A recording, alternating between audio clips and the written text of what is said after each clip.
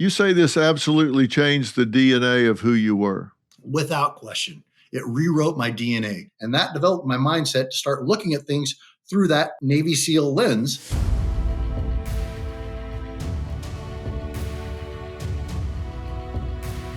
Hello, everybody. Welcome back to Dr. Phil Podcast. Let me take a moment to say thank you. We've kind of relaunched the podcast, and wow, boy, have you guys come out in a strong support of everything we're doing in our content. So thank you so much for that. Our community has really stepped up in the engagement. You guys are telling everybody you know and apparently believe in having these meaningful conversations that we're having.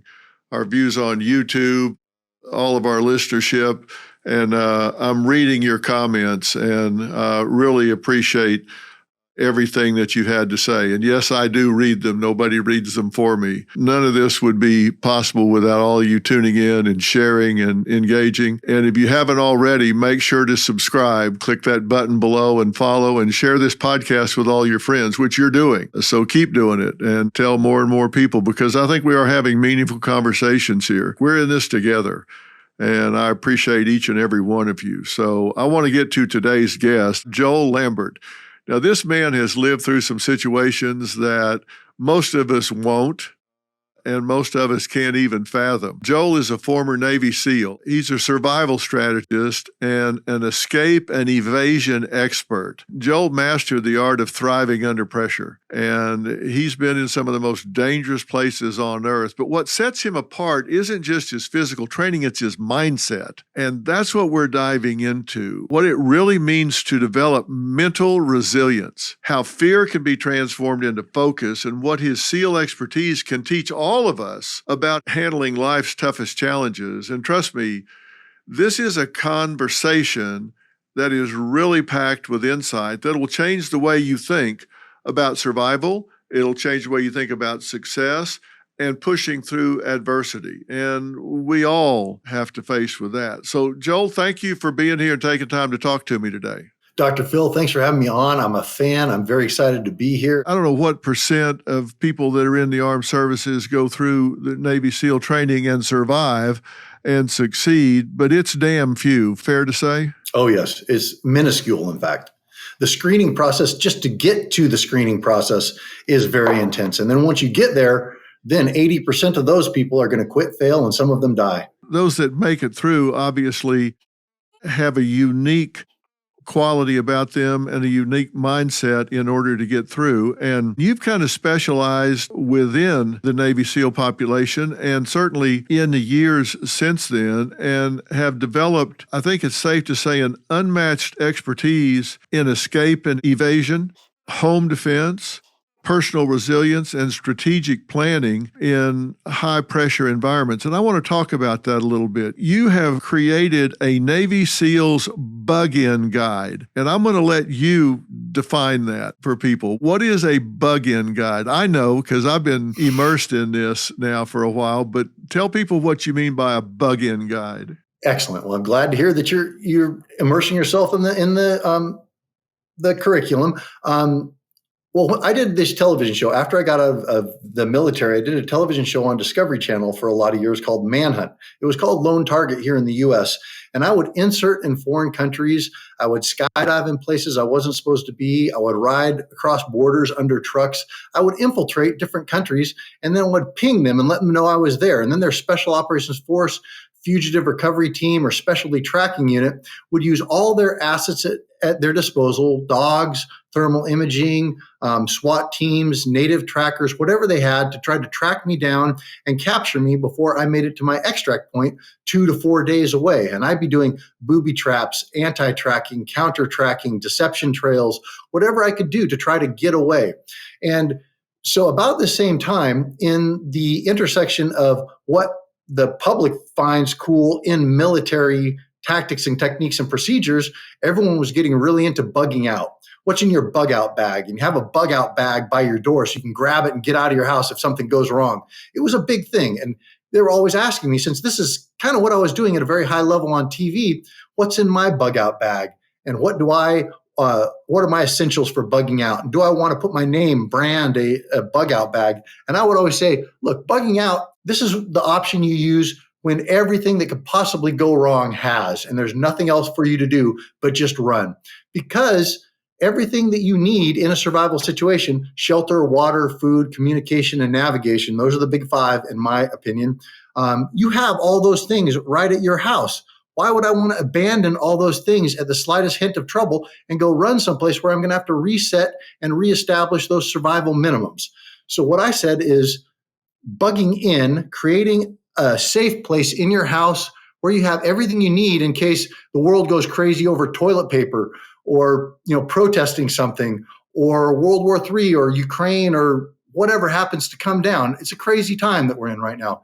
I want to have my house safe for my family, for my loved ones, for myself, where I'm able to have all the things I need at my disposal, and I don't have to leave my house if I don't need to. And then if I do need to bug out, if I need to run away, I can always run away. But I want to have a home base, a tactical operations center where everything I need, my weapons, my tools, my food, my water, all the things I need are right here. And I want to be set up for that. So I wrote my book, The Navy SEALs Bug-In Guide. Cover all the essentials. Give us the big five again. You said the big five that you need. The big five. Well, there's three essentials, and those are shelter, water, food, and those are for survival. So in that order, you need to, and when I say shelter, shelter is anything that protects your physical body from the elements. So your clothing, a house, of course, a tent, a fire is shelter. Anything that protects your body from the elements. Water is the next most important thing. I can survive 3 hours without shelter in an inclement situation. I can survive 3 days without water. So water is the next thing on my list. And then food, I can survive 3 weeks without that. So there's my order of precedence of the things I have to establish.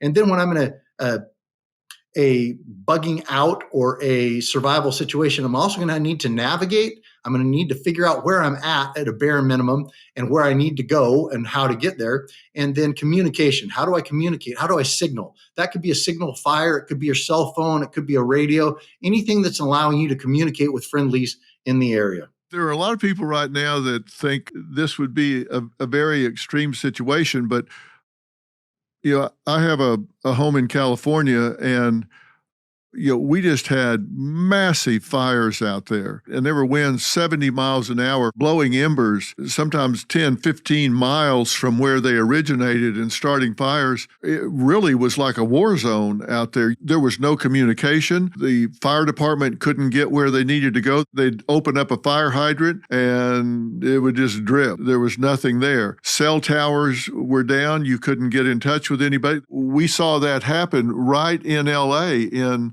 an area the size of Manhattan Island. I've talked to people regarding the border and people coming across into this country right now. If somebody attacks our energy grid, for example, which I think is very vulnerable. Very likely as well. Particularly if there was a coordinated attack on our energy grid, we could be in a really tough situation where we didn't have communication. We didn't have power to our houses. We didn't have the ability to get food, medication, our water supply. We could be in that situation a lot quicker than people might think. Is that an overstatement? No, that's a very astute observation. And people don't realize how vulnerable the energy grid is.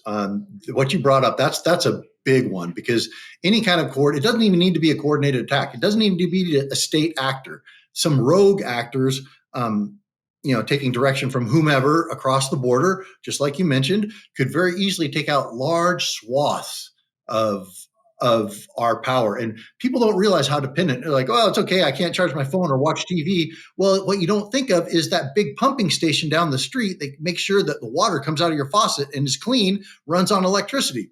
And if the grid goes down, all of a sudden you're going to turn on your faucet and nothing's going to happen. A lot of people, we get to taking it for granted and literally think water does come out of the faucet, electricity comes out of the wall. But that's not true. I mean, there's a whole infrastructure that brings that to us. And it is vulnerable, and we could be in a situation where we need exactly what you're talking about. Coming home and slipping into my Cozy Earth pajamas and crawling into bed with their ridiculously soft sheets has transformed my nights into the most relaxing part of my day, all because of Cozy Earth. The Cozy Earth sheets are breathable, so I sleep cooler, and the fabrics are durable. If you haven't tried Cozy Earth yet, you're missing out on what feels like a 5-star hotel at home. With a 100-night sleep trial and a 10-year warranty, you've got absolutely nothing to lose. Luxury is in reach. Visit CozyEarth.com and use my code PHIL for up to 40% off sheets, towels, pajamas, and more. If you get a post-purchase survey, tell them you heard about Cozy Earth from the Dr. Phil podcast. Sanctuary awaits at Cozy Earth. With so much going on in your life, it can be easy to neglect your diet. Balance of Nature fruits and veggies supplements have 31 ingredients made from fruits and vegetables. They're a fast and simple way to get a wide and colorful variety that fits right into your busy schedule. Just 3 fruits and 3 veggies supplements daily with some water, that's it. Whether you're off to spend time with your grandchildren or on your favorite hike, you can rely on these convenient supplements to be there every step of the way.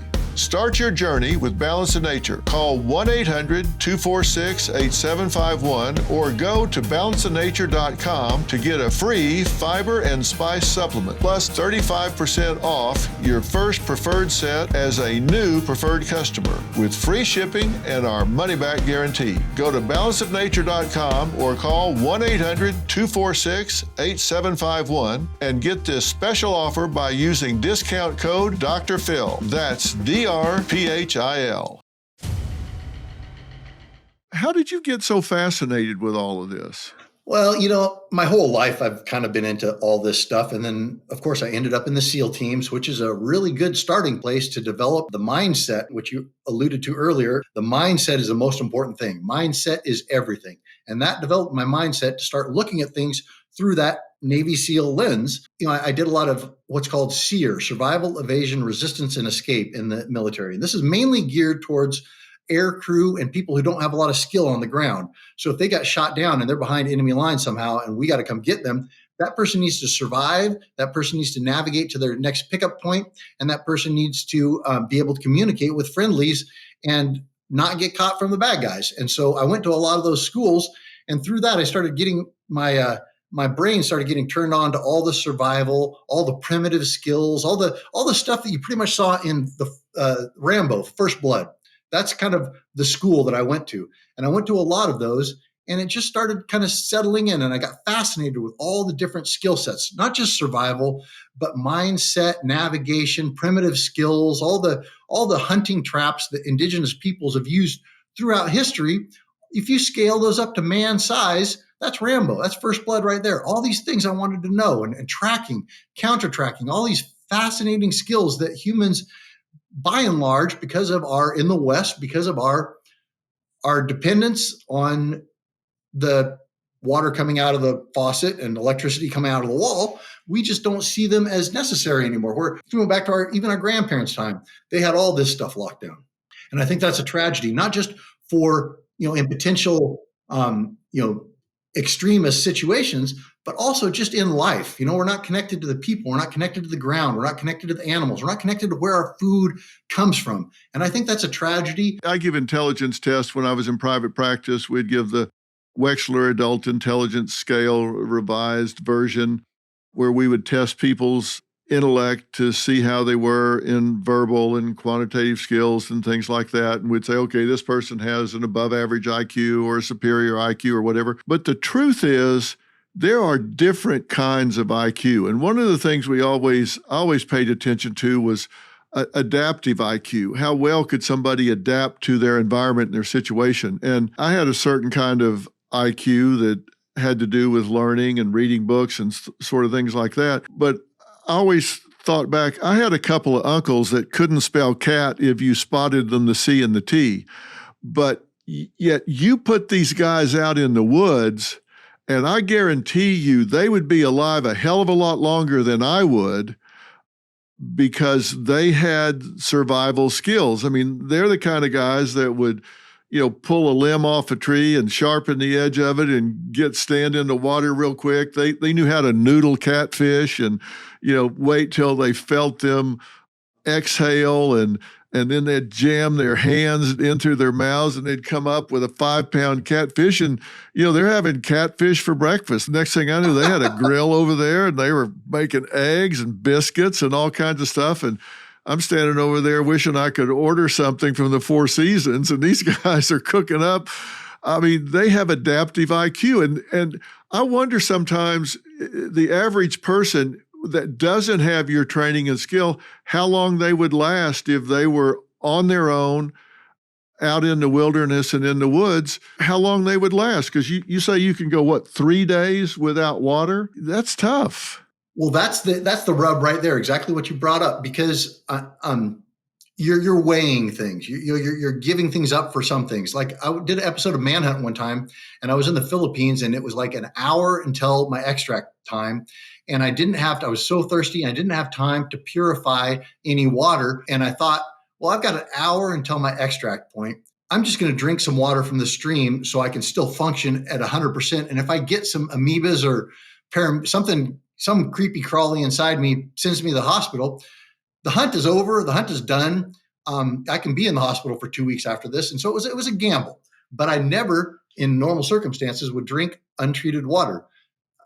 Just because there's so many things that can go wrong. But it's always a trade-off. There's always a trade-off. What do I need in this specific point in time?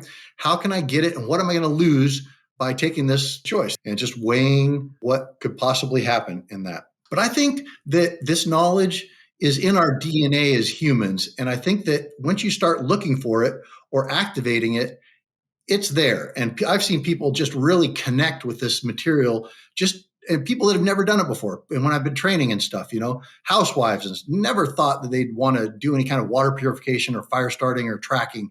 And then you start, giving them little bits and start their mind thinking in that way. And boom, all of a sudden they're Tarzan of the ape men, Everybody's thinking right now, if they got out and they were in a stream and Bambi's drinking out of it, and they're thinking, okay, that looks like a perfectly clean brook.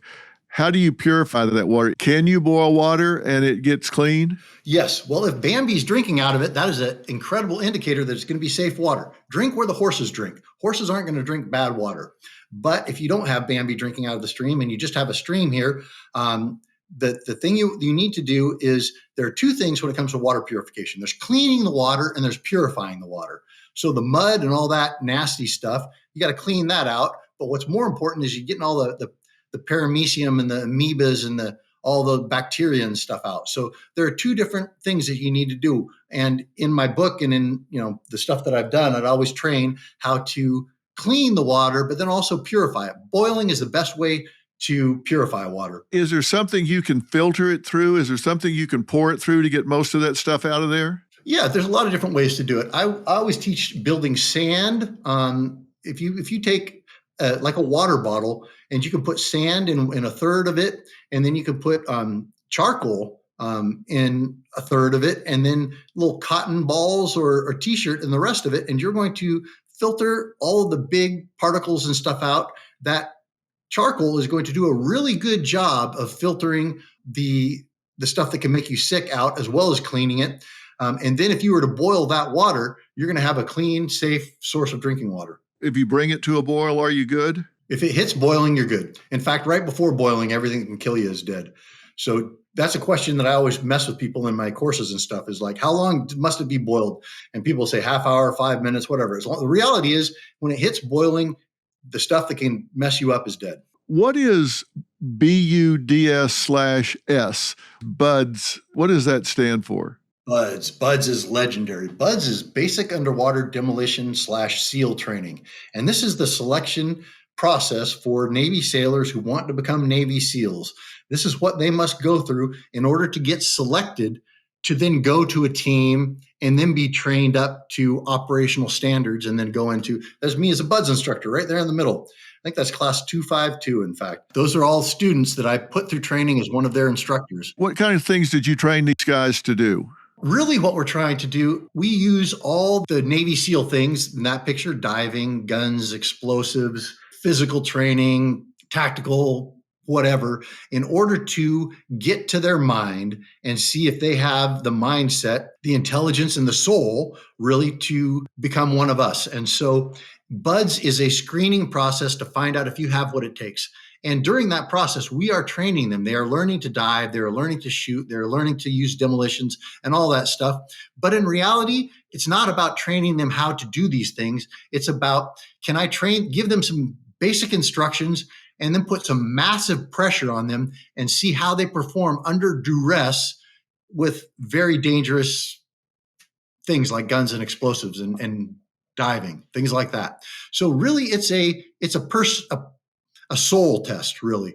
It's a soul test to find out if this person has the internal fortitude and the mindset in order to be an addition to our unit or not. When you're getting to this level and you get guys that are doing this kind of thing, that takes a pretty good commitment. I mean, this is not something that's easy to do. I've been a scuba diver for 30 or 40 years, and mostly when people are just doing recreational diving, you still have to keep your head about you. You're talking about a whole different level of underwater performance, and this is something that can be very demanding. When you went through your training, you guys weren't in the Bahamas with 84 degrees and 100-foot visibility.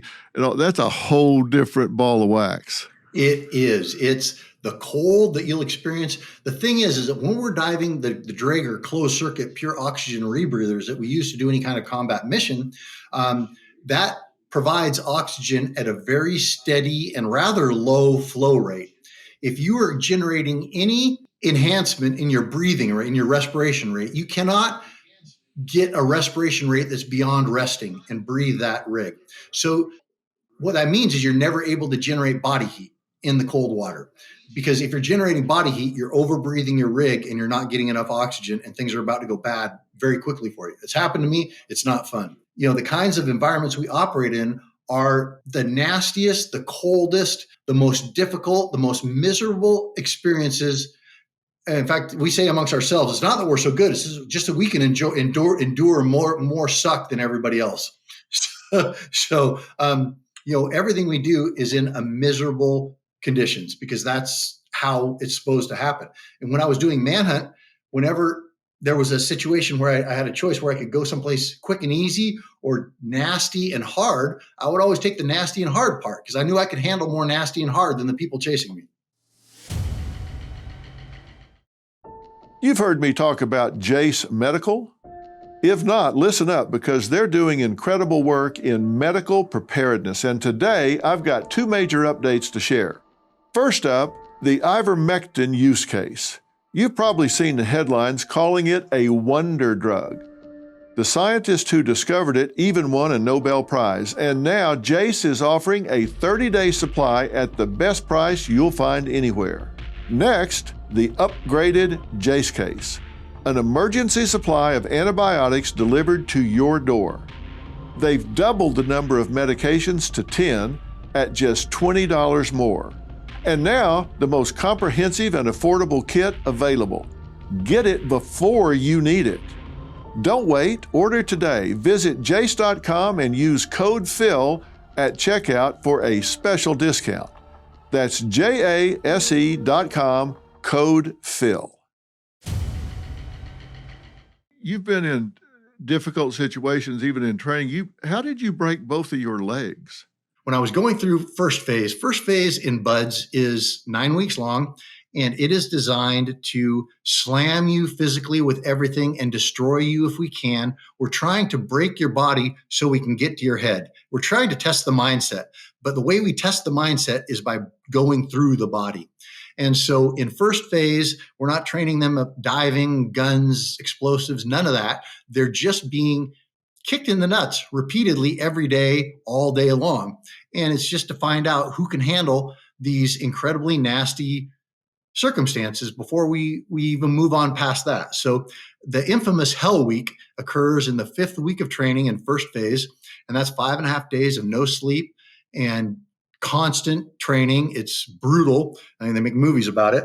And when I started Hell Week, there are certain milestones when you're going through buds that if for some reason something in you breaks or you have an injury or something like that, you can roll back to that previous milestone that you passed and then go forward in training with the next class. So if good guys are getting broken, we want to keep that good guy. We're going to roll him back and see if we can get him past that obstacle that he's at.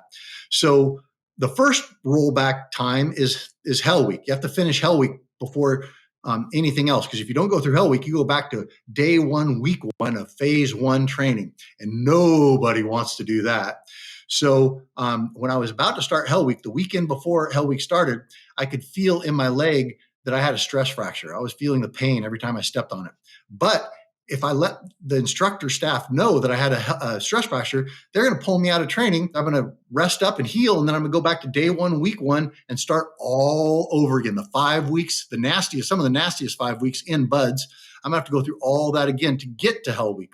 So I thought, I'm doing Hell Week. So I started Hell Week. My leg, of course, hurt, but after a few days, nothing hurts anymore. You're just numb and you're a zombie. The last day of Hell Week, when they secure you and you stop, everyone sits down, and then a whole bunch of us can't stand up again because all the injuries that we've been going on, your mind has just overrode. Game is over. Now you can deal with me. And then you're just locked up. And so both my legs were just in massive pain, and they x-rayed me, and I had bilateral stress fractures at the heads of both my femurs. And in fact, on the x-ray on one of them, right by where the head of the femur popped off, Dr. Phil, you could see it looked like one of those photos of a bullet going through an apple where everything's fragmenting out. You can see bone fragments like fragmenting off of my femur. It was crazy.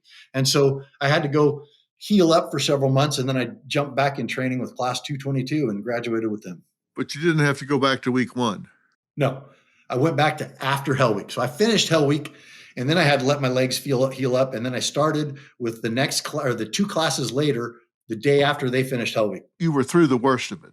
Well, that's what you think, and that's what you want to think, and you have to think that in order to make it through the rest of the training. But it doesn't get easier. It gets better. That's the career as a SEAL. It never gets easier. It just gets better and better. How many weeks were left? The 5th week of training is Hell Week, and first phase is 9 weeks.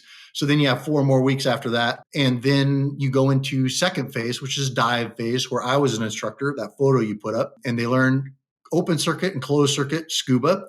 And that is, I think, 7 or 8 weeks. It shifts around sometimes. And then there's a section in that called Pool Week, which is kind of the Hell Week. It's not as brutal, but it's kind of the screening, the do or die period in second phase. And then you go to third phase, which is weapons and demolition, small unit tactics. And the final month of that, I think that's 9 or 10 weeks as well. The final month of that is out at San Clemente Island. And that's brutal because nobody can hear you scream out there. When you're doing the training, it takes place on Coronado, California, San Diego, right on the Silver Strand. And most of the training, there's constantly VIP guests coming, actors, sports figures, government figures. They all come because they all want to watch the Navy SEAL training going on. And so there's a little bit of control that puts on the instructor staff, so that they have to make sure that everything is happening within all the regulations of training and all of that. And then you go out to San Clemente Island, and there's no VIPs around, and nobody's there to hold the instructor staff back. And now is when they really get to lay it into you. And so that was brutal as well. It's just, the whole thing is just, until you graduate, it's brutal. And then after you graduate, you get a little break, and then you go to a team, and then you get back. It just, like I say, it doesn't get easier. It just gets better. You say this absolutely changed the DNA of who you were. Without question. It rewrote my DNA. When you go through buds, and especially the first phase of Hell Week, it's like peeling an onion. Every day they're slicing another layer and pulling it open, and you're forced to look at yourself at a very face-to-face, no delusion left in there. There's no delusion in buds. And you see that, and it's just peeling this onion layer by layer by layer. And if you're able to, you will get to the very nugget of your core of your soul, of your being. And you'll take a look at that, and then you'll back up, and then you'll be able to to realize that everything there is okay. But guys find rotten spots and then they drop off all the time. So it's a unlayering to the very nugget of your soul, and you come face to face with that. I can't imagine what it's like to go through it, but I can hear what it's done for you in terms of your resilience and defining who you are and knowing who you are. And clearly you can't do this sort of thing for the average person, and certainly nobody can read a book and get 1/10 of 1% or 1/1000th of 1% of what you can achieve going through what you've gone through. But what you've done is take some of the things that you have learned that are conveyable. And that's what I wanted to talk about a little bit about, what can a Navy SEALs bug-in guide do for you and your family? And one of the things you talk about is you can set up a safety net for hard times. You say, unless a fire or tornado is heading straight for your home and you need to evacuate in a hurry, that this bug-in guide will help you prepare for any other kind of crisis, whether it's an economic meltdown or civil war, whatever. And you say one of the most important things people need to do mindset-wise is set up to rely on yourself. Don't expect the government to come in and fix things for you, help things for you, help you get through things. You need to look first to yourself and not for somebody to come in and do it for you, to just become more self-sufficient. That's the beginning. Yes, that is. And I want to say that it's your community. It's not just you, because nobody's going to do everything on their own. But we used to be so much more tied in with community. And since I moved out to Tennessee, that's the way I am. I get my raw milk from my dairy farmer friend every Monday afternoon. I pick up my raw milk, and I know the local herbalists, so I can get whatever I might need from that person. And I get my beef from an amazing rancher family that does everything without any kind of growth hormones or antibiotics or anything like that. But I have connections to all these people. And I raise bees, and I have a garden, and I have all these other things. I have chickens, of course. I have a lot of things that are self-sufficient, but I'm not doing everything. But what I am is I know people and I'm connected with people. We're self-sufficient, but we're community sufficient.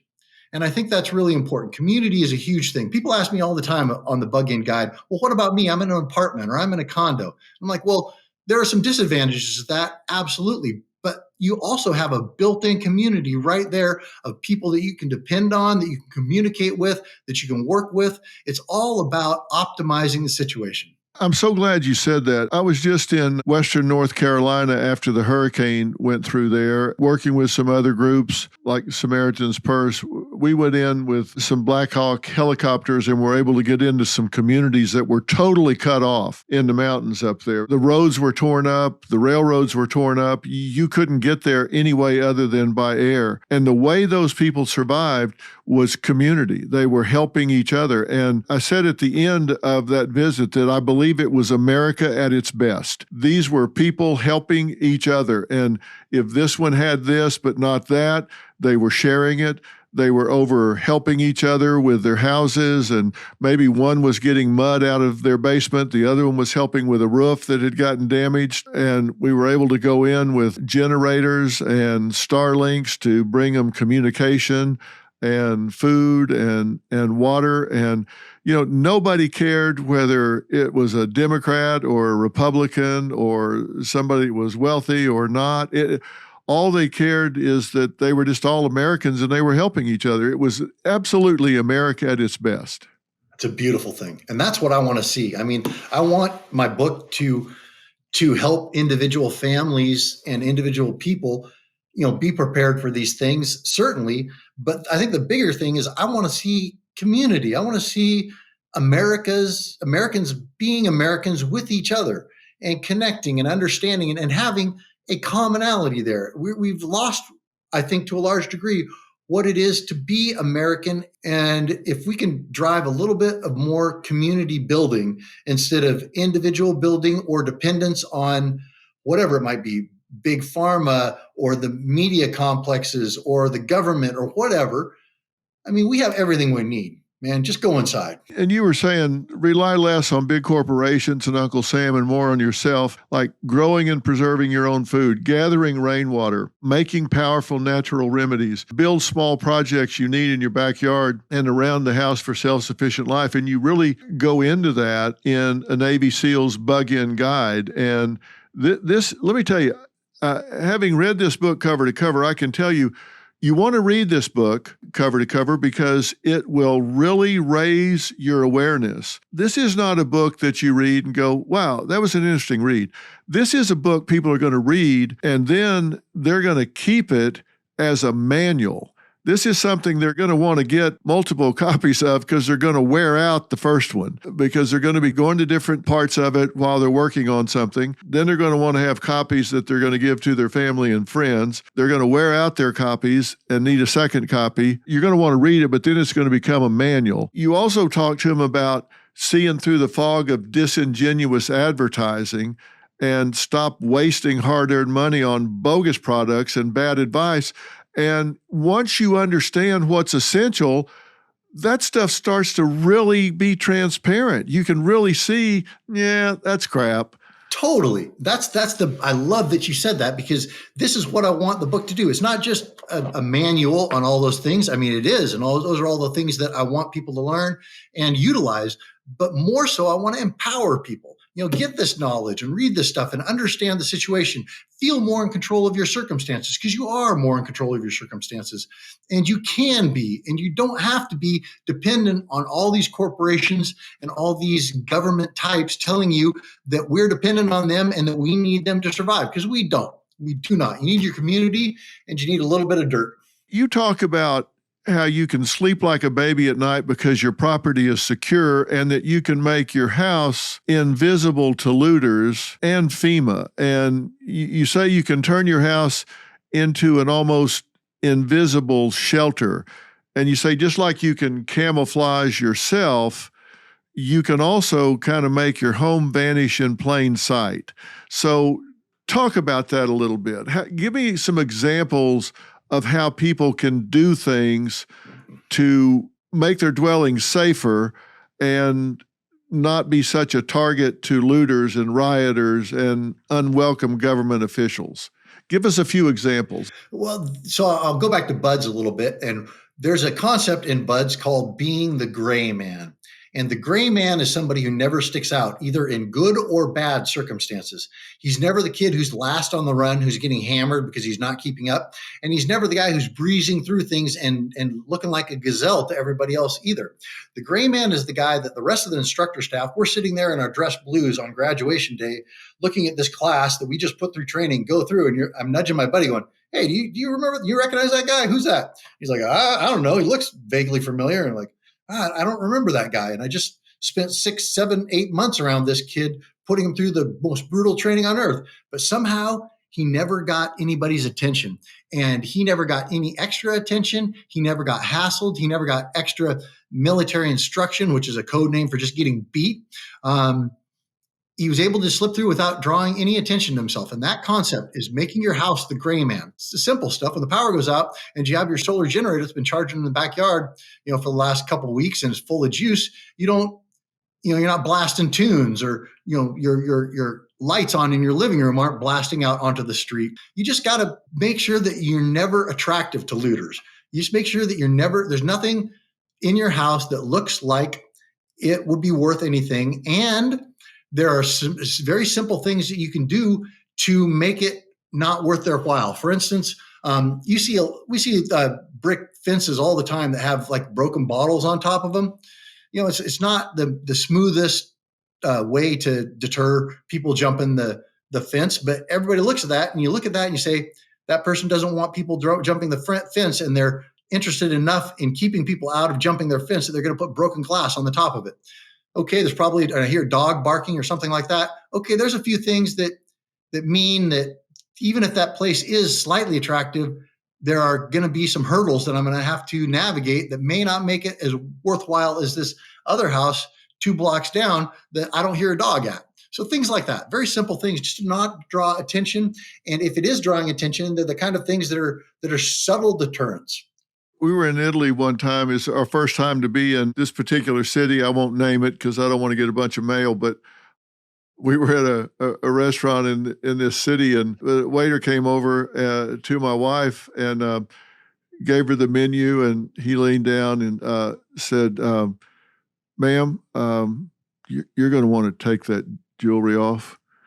And she said, excuse me?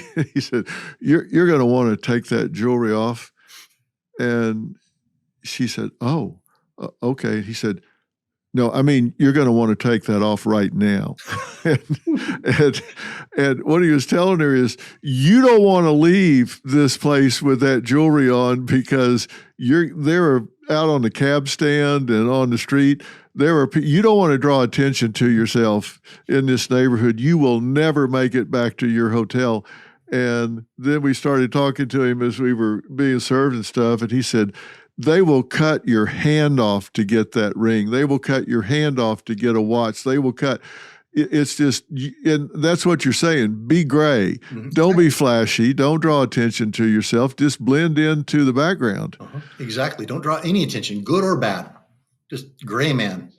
That totally makes sense. I think people think sometimes, look, I don't know how to do a lot of this stuff, but you've set out some of the things to do in your book that make things attainable. You show people how to connect the dots in ways that they may think they don't have the skill sets. They may think they don't have the ability to do this, but you put the dots close together and connect them with a bright red line. So even the person that thinks that they may not have the experience to do it, you make it where they can. And one of the things that I think you set out so well is they have to decide that they need to adopt and embrace a mindset that says, look, I am going to survive. I am going to endure. I am going to be resilient. And this is up to me. This starts from the inside out. And I can't sit around and whine about this. I can't be entitled about it. I can't feel sorry for myself. This is up to me. I got to have the right mindset. And if I do, I will. And I can't tell you from a psychological perspective how true that is.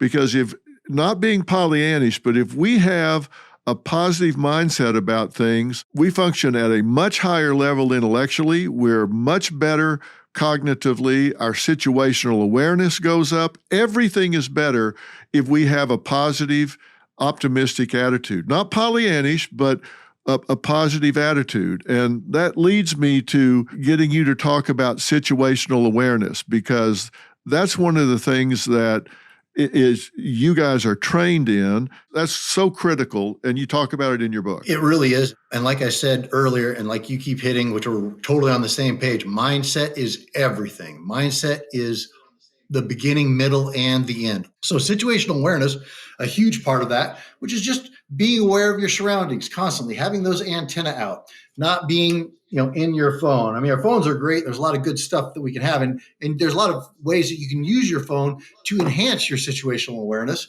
Something I like to do a lot of times is if I want to be the gray man, I can just put the cameras on my phone, and I'm engaged in my phone. But really what I'm doing is I'm seeing everybody that doesn't think I'm seeing them. I'm looking behind me. I'm looking in front of me. I'm zooming in on things. I'm reading the room at a much higher level. So there's lots of tricks that you can do. But just in general, just being aware of what's going on around you, the energy that people are moving in, and the collective energy, the vibes that is putting out. I'm big into that. You can really read things that way. But I think in doing things like my book, reading these things, being interested in them is going to naturally enhance your situational awareness, because these things are all about developing your situational awareness, using all your senses. In fact, a lot of times, a lot of things I would train people when they're doing tracking or booby traps, the first thing people do is they get locked in down on the ground, and they don't see around them, and they don't look up. I would use this to my advantage all the time in manhunt by distracting them or putting booby traps up high, or nobody ever looks up. That's the thing. Nobody ever looks up. If you want to hide something, put it up. I was so glad to read the things that you were talking about. You discussed mental toughness, cognitive reframing, where you talk about reframing pain and exhaustion as challenges rather than obstacles. Deciding that you do have to make split-second decisions and not hesitating, because we'd love to have all the information. We'd love to have all the data. But in the real world, you just don't have all the information. You don't have all the data. And I can tell you, and maybe it's because of being in the field of psychology all of my adult life, it's, if I come into a restaurant, I and of course people notice me, so I don't like to have my back to the room anyway, but I never sit with my back to the room ever. They call it the gunfighter's chair in Texas. You don't ever want your back to the room. But the first thing that happens when I come into a room, and I've taught my boys this, is the first thing I do is find the exits. And the second thing I do is I scan the room and find the most unstable people in the room. I just do. I know what people are capable of. And so I just kind of scan around, and if there's somebody that to me looks really unstable or on the verge of out of control in some way, I find them. And if somebody gets confronted, they always say, look at their eyes. Their eyes are the window to the soul. Bullshit. I watch their hands. I've never had anybody stare a hole in me, but I can sure see how somebody can poke a hole in you. I always watch people's hands. I mean, I just know. I mean, these are weapons. Their eyes aren't weapons. Their hands are weapons. And so I just have, and it's just ingrained in me. My wife teases me about it all the time. But I come in and I find the exits, I find the unstable people, and I always watch their hands. It's ingrained in me. It's just part of it. I would love to have that skill set. That's awesome. And what do you think about, if I could ask you a question, I'm a big fan of my intuition and my subconscious. And so I pay attention to that all the time. And of course, in the course of my life, I've done a lot of things to train that. And I know that I have so much more information that I can't access with my frontal lobe or my conscious memory. So I'm big on the feel and on my intuition in situations like that. And I trust that. Yeah, you referred to it as the vibe, and I've worked on a lot of airline crashes over the years where they bring me the black box recorders from, airliners that go down, and we do stress analysis tests on, and we compare that to what's happening with the engines. And so often you will see that there is an irregularity in the engine, for example, that it's starting to malfunction before it's even registering on the gauges. There'll be something there, and you will hear stress in the voice. It registers, it goes up. They may still be talking about a backyard barbecue they're going to have, which is okay. If you're above 10,000 feet, you can have non-essential conversation in the cockpit. That's not a violation. And they'll still be talking about that, but the stress in their voice goes up. They know it unconsciously. They've not admitted it to consciousness yet, but it's registering with them because you can feel, the stress in their voice is going up. Their anxiety is going up. The tension is going up. And it starts going up vertically as it gets worse if an engine is running rough or something is happening that is going to lead to an accident. And you find it almost every time, unless it's a catastrophic thing that happens instantly. That is something, it may be what we call subclinical. It's not something that has been admitted to consciousness yet, but you know it. And you have to train yourself to turn that ear inward and hear what's there and admit it to consciousness. And I love it when I'm wrong. I love it when I hear it and I get out of the room and nothing happens. I love it when I pull in the driveway and the wheel didn't fall off. I love it. I've been a pilot since I was a teenager. I love it when I land and everything was fine. I love being wrong, but I never want to deny that I need to be alert. Something is telling me something's not right here. I love being wrong, but I don't ever want to fail to be right. Exactly. Yeah. You want to listen to that because I think, and especially those pilots and like yourself, I mean, you've got so many hours gathering and screening information that is not at a conscious level. And I want to trust all that information and all that work that I've done and all these, SEAL operations and BUDS experiences and hunts during manhunt and all that stuff. That's information that you can't buy that kind of information. So I want to trust my subconscious to take care of me in ways that it can, that I can't consciously. And you talk about decision fatigue and panic paralysis and the social isolation, all of those things that you have to deal with in your training, and just making people aware of that. This is not something that comes up in normal conversation, but it is in your book. And if you can just make people where it's on their radar, it's just something that they talk about. And so they have a conversation about it, just making it part of their vocabulary, making it part of their awareness, just makes them less vulnerable to it because they've acknowledged it. They've talked about it. That's where I think what a Navy SEAL survival tactics is so useful in so many areas. And that's why I say I think people are going to read this, they're going to reread it, then they're going to talk about it. That's why I say it's more than a book, it's also a manual. And just congratulations on writing such a usable book. Thank you so much. The one thing I do want to say that you just brought up is that and I go over this in my book, I go over it in everything I teach or train people in, is that what you want to do, what you need to do, what we need to do is we need to decide what we want to do, what our reactions to extreme circumstances, what our reaction to assaulters or looters or whatever situations we might find ourselves in, home invasions.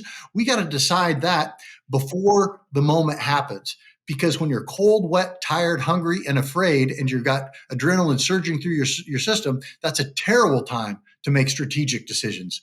Tactical, perhaps, but terrible to make strategic.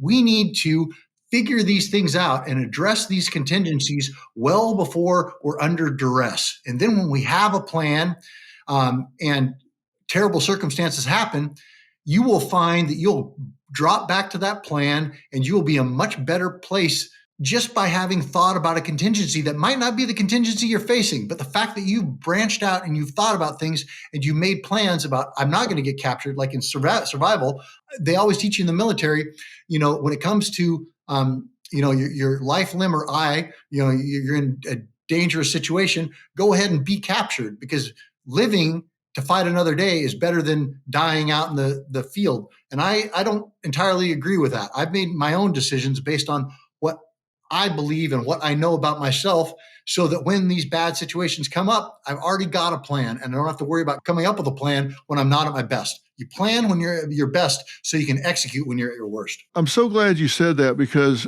I've worked with experts in self-defense and with children in particular. We talk about telling children what to do if some predator approaches them or whatever, and tell them what to do. And what the research tells us is that if you can tell that child to plan ahead what they're going to do, that's great. But if you don't role play it with that child, if they don't actually do it, if you tell them to drop to the ground, roll, and start yelling and screaming, if you don't actually have them role play it, if they're doing it for the first time in crisis, they're likely to freeze and not do it. But if you actually role play it with them out in the yard and they've done it 8 times, 10 times, you sneak up on them and they do it, then when it happens, the chance of them actually doing it, when it's not the first time they've ever done it, goes up exponentially, and it can absolutely save their life. Training. Yeah, exactly. I also believe very strongly that crises don't make heroes. Crises reveal who you really are. Mm-hmm. I had a story down in New Orleans when Hurricane Katrina hit down there. There was an ex-military guy that nobody knew. He never talked to anybody. This guy was up on the roof with everybody else, and he took like 9 people to safety off of rooftops, and he would get them, and some of the old people, he got them to safety, and he wore himself out. He was an absolute hero. And when they finally got there and went to rescue him, he was gone. He had exhausted himself, and nobody knew him. Nobody knew who he was. He was there quietly, and in the crisis, he revealed himself to be a hero that lived quietly on that corner. And I don't think that crisis made him a hero. It just revealed who he was. And you need to think, who you are when a crisis comes. What are you going to do? How are you going to handle it? And you can make that decision long before it gets to be time. Exactly. Who do you want to be? That's made right now, not when the crisis happens. Exactly right. Spot on. All you guys watching and listening, I'm talking to Joel Lambert, and his book is a Navy SEAL's Bug-In Guide. This isn't just a survival manual, but it's also a blueprint for resilience and resourcefulness and readiness. You don't know what the crisis is going to be. It may be a natural disaster, a financial crisis that comes. You could be facing a chronic disease that you're dealing with. We could, come under some kind of cyber attack that shuts down our grid, our communication, our utilities. We don't know, and hopefully it doesn't come to that in your lifetime. He went through training that he says changed the DNA of who he was. And he's not asking you to go through all of that. What he's doing is saying, I went through this for you. And in it, I learned some things that you don't have to go through all of this to get the benefit of. I'm going to share with you those things that are transferable, those things that you can embrace without having to go through everything I went through. So I'm going to share that with you. So this is a book that is just packed with SEAL-tested strategies. And Joel breaks down everything from securing your home during a crisis to building mental toughness when things are falling apart all around you. There will be those that come out on top, and there will be those that don't. And it's just really about being prepared. And we're not talking about just physically. We're talking about socially, psychologically, environmentally, and how to navigate the unexpected. So if you're looking for practical tools and powerful insights to not only survive, but thrive, I'm telling you, this is the guide that you need. And the preparation isn't just about surviving. It's about empowering yourself to face life head on. And it will change how you live, not just in crisis. It will prepare you, and you will feel empowered. Your anxiety will go down. And I just think you'll feel a whole lot better. So you guys know I don't throw roses and go on about things that I don't believe in. I wholeheartedly endorse this book and the man who wrote it. So if you trust me, then trust that this is a good commitment of your time. So Joel, thank you for being here and talking to us today. Thank you, sir. Let's build a beautiful community. I talked about fewer things in this book than those that I talked about. I think we scratched the surface on 10 or 20% of this, and there's any one of these points that we could spend the whole hour talking about. So maybe we can get together and talk about this again. Anytime, sir. Well, Joel, thank you so much. It's a Navy SEAL's Bug-In Guide, how to turn your house into the safest place on earth. And he connects the dots well. Joel Lambert, I thank you, and we'll talk again soon, my friend. Thank you, Dr. Phil. Appreciate it.